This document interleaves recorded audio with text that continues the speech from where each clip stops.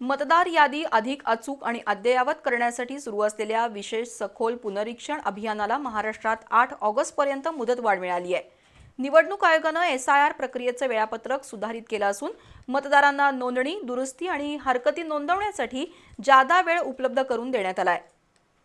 मतदार यादी अधिक अचूक आणि अद्ययावत करण्यासाठी सुरू असलेल्या विशेष सखोल पुनरीक्षण अभियानाला महाराष्ट्रात 8 ऑगस्टपर्यंत मुदतवाढ मिळाली आहे। निवडणूक आयोगाने SIR प्रक्रियेचं सुधारित वेळापत्रक जाहीर केलंय।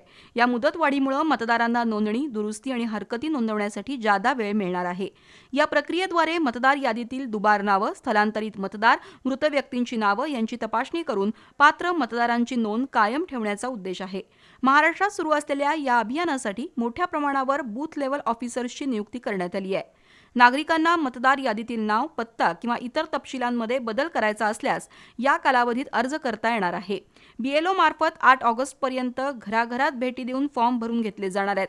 त्यानंतर 17 ऑगस्टला प्रारूप मतदार यादी प्रसिद्ध होणार आहे। दावे आणि हरकती दाखल करण्याचा कालावधी 17 ऑगस्ट ते 16 सप्टेंबरपर्यंत असून अंतिम मतदार यादी 19 ऑक्टोबर 2026 रोजी प्रसिद्ध होणार आहे।